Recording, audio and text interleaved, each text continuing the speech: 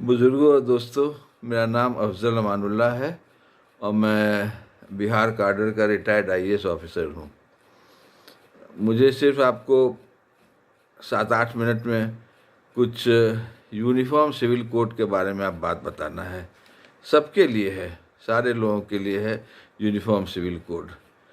तो ये सबको पता है कि यूनिफ़ॉर्म सिविल कोड कॉन्स्टिट्यूशन में है कि भाई स्टेट कोशिश करेगी कि यूनिफ़ॉर्म सिविल कोड लागू किया जाए, लेकिन वर्ड यूज़ किया गया है यूनिफ़ॉर्म सिविल कोड।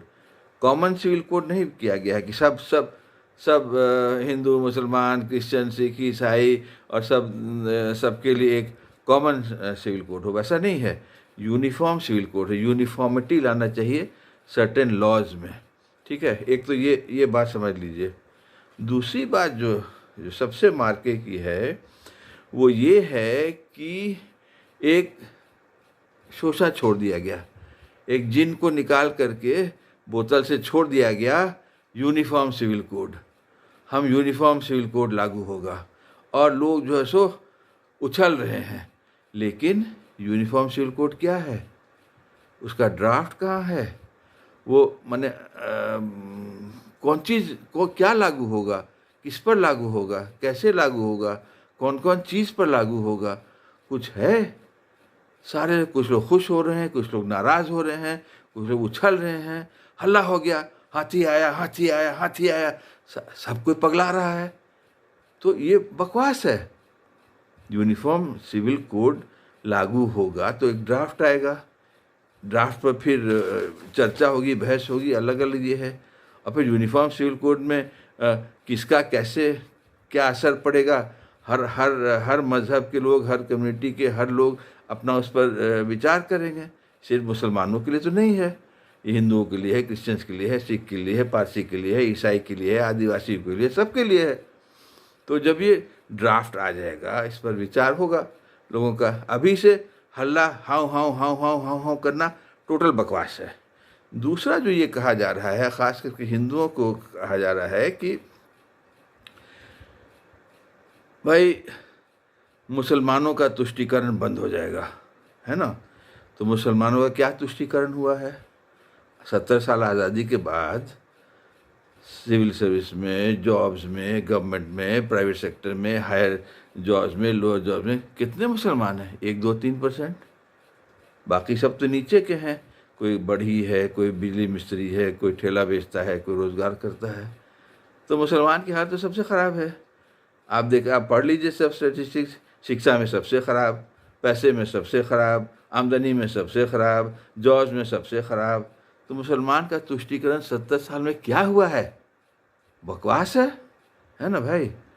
उसके बाद से कहा जाता है कि हिंदुओं को मुसलमानों से ख़तरा है। तो आपका सेंसस फिगर्स है, सरकारी सेंसस फिगर्स है, 80% हिंदू हैं, 14% मुसलमान हैं। तो अब 80% को 14% से क्या ख़तरा हो सकता है? सोचने की बात है ना भाई। कहाँ 80%, कहाँ 14%। ये भी बकवास की बात है कि ख़तरा है, ख़तरा है, ख़तरा है।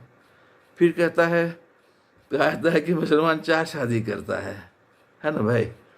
तो 4 शादी की बात हिंदू में पहले तो अनगिनत शादी होती थी। 1955 में जब लॉ बना यहाँ आज़ादी के बाद, तो हिंदुओं को हुआ कि भाई तुम एक शादी करोगे। उसके पहले तो अनगिनत शादी कर सकते थे। खैर ये तो बकवास की बात हम भी कर रहे हैं। बात ये है कि 4 शादी का आप आंकड़ा अगर देखिए तो NFSF का 5th राउंड का जो आंकड़ा है सरकारी, 2019-20 का है, माने 3 साल पहले का है। उसमें बताता है कि एक से अधिक शादी मुसलमानों में 32 लाख मुसलमान की एक से अधिक शादी है, 32 लाख। और हिंदुओं का कहता है 125 लाख हिंदू एक से ज़्यादा वाइफ रखे हुए हैं। तो ये भी थोड़ा सा बेकार की बात है। अरे हर जगह एक से अधिक मैरिज होता है, कोई चोरी छुपे होता है, लेकिन इसमें फिगर एक्चुअल जो कर रहे हैं उनका है 32 लाख मुसलमान, 125 लाख हिंदुओं की है। ये NHFS 5 2019-20 का डेटा है। उसके बाद से है कि 4 शादी करता है तो बच्चा बहुत पैदा करता है। अब बच्चा पैदा करने का, बेचारी औरत बच्चा पैदा करती है, हर औरत की औसत कैपेसिटी 2 3 4 बच्चा पैदा करने की है। तो 4 औरत है, हर औरत का 2 3 4 बच्चा पैदा करने की कैपेसिटी है। तो 4 औरत अगर एक मर्द से बच्चा पैदा करेगी तो वही 2 3 4 2 3 4 2 3 4, और 4 अगर औरत अगर 4 मर्द से शादी करेगी तो एक हर औरत को 2 3 4 2 3 4 2 3 4। तो औरत तो उतनी है, 4 औरत हो 10 औरत हो, एक मर्द है या 10 मर्द है, बच्चा तो औरत उतना ही पैदा करेगी। तो फिर अधिक बच्चा पैदा करने का कहाँ सेंस है? मतलब अधिक बच्चा कहाँ से पैदा होगा? औरत औरत पर औरत ना बच्चा पैदा होता है। तो एक मर्द से हो रहा है, 10 मर्द से हो रहा है, 20 मर्द से हो रहा है, उससे क्या फर्क पड़ रहा है? लेकिन औरत उतनी ही है। 4 औरत हैं, 4 औरत हिंदू, 4 हिंदू शादी करेगी, 4 औरत एक मुसलमान से अगर शादी करती है, बच्चा उतना ही पैदा होगा दोनों को औसत में।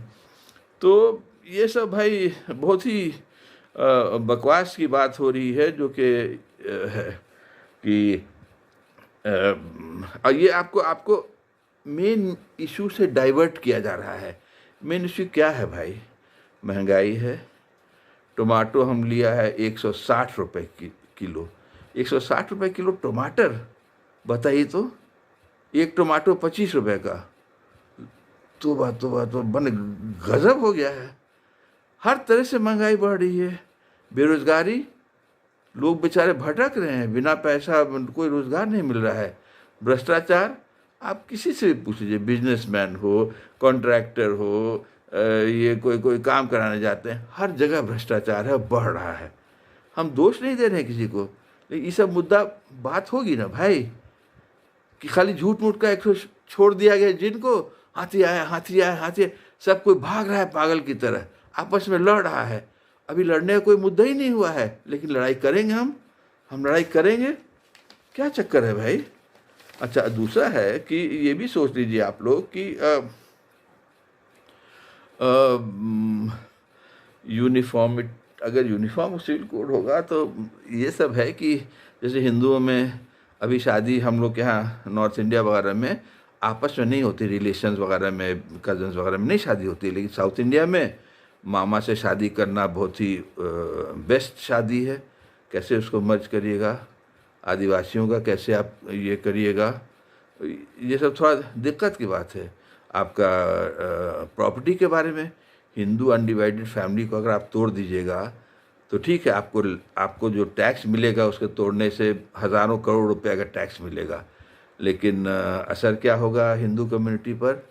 HUF अगर आप तोड़िएगा तो उन लोग का ये, तो हम लोग इस पर भी कोई चर्चा करना बेकार है, क्योंकि कोई ड्राफ्ट ही नहीं आया है। किस किस चीज़ का कोई यूनिफॉर्म करने की बात हो रही है, कैसे करने की बात हो रही है, कौन कम्युनिटी कैसे करेगा, क्या करेगा, ये सब अभी नहीं हो रहा है। और अंत में हम ये अपील मुसलमानों को कर रहे हैं कि भैया, जब कोई ड्राफ्ट नहीं है, यूनिफॉर्म सिविल कोड का क्या होगा नहीं होगा, ड्राफ्ट कुछ है ही नहीं है, तो तुम क्यों बक बक कर रहे हो? अब बहुत सारे लोग 10,000 20,000 लेकर के 50,000 लेकर के टीवी पर अंट बंट बोलते हैं, गाली देते हैं बिना, जबकि कुछ है ही नहीं, उस पर क्यों गाली दे रहे हो? तुमको कुछ अपने मजहब का, अपने धर्म का कुछ ज्ञान है? पैसा लेकर के टीवी पर बोल रहे हो ताकि भड़क जाए, हिंदू भड़क जाए, कोई भड़क जाए, भड़काओ, अब पैसा ले रहे हो तुम तो गद्दार हो। तुम देश के भी गद्दार हो, कौम के भी गद्दार हो। तो कोई मुसलमान न टीवी पर बोले, न पेपर में बोले, न बयान दे, न कुछ रोड पर उतरे, कुछ नहीं करना है। सब कोई शांत रहो, चुप रहो, घर में रहो, कोई बात ही मत करो जब तक कि कोई ठोस चीज़ नहीं आए। और इसी में है कि अपने कम्युनिटी में 10-12 लोग को कमेटी बना दीजिए, जो कि दीनी लोग हैं, इदारे हैं, और जो एजुकेटेड लॉयर्स वर्ड्स हैं, हमारे यहाँ बड़े बड़े विद्वान हैं, उन लोग 10-12 आदमी की कमेटी बन जाए। जब ड्राफ्ट आए जब ड्राफ्ट सिविल कोड का आए तो उस पर उन लोग स्टडी करें और तब वो बताएं मुसलमानों को कि भाई इस पर इस तरह से हम लोग की राय है, तब फिर आगे की रणनीति आप लोग तय करिए। अभी तो बिना जाने हुए आप लोग क्यों बकबक बकबक बकबक बकबक कर रहे हैं, सर खपा रहे हैं और भड़का रहे हैं आप लोग भी लोगों को अपने अपने आचरण से। तो रोड पर नहीं उतरना है, बकबक नहीं करना है, टीवी पर नहीं बोलना है, रेडियो में नहीं बोलना है, पेपर में नहीं बोलना है, चुप रहिए। और जहां आप लोग को पता चल जाएगा कि कौन लोग लेके टीवी पर बोल रहा है पैसा, उस साले सबको आप खदेड़िए, खदेड़ दीजिए। सब गद्दार सब आपस में लड़वा रहा है सब कोई को। और माने हम लोग का प्रेम से हम लोग रहते आ रहे हैं, सदियों से चले आ रहे हैं, यहाँ पैदा हुए हैं, यहीं मरेंगे हम लोग कहीं बाहर से आए हैं क्या? कुछ नहीं होने वाला है, होगा फिर देखा जाएगा। नहीं, अभी अभी बकबक बकबक करने की क्या जरूरत है? हाथी आया हाथी आया हाथी आया कर रहे हैं। तो भाई हम बहुत ये हो गए, माने हमको ये सब कर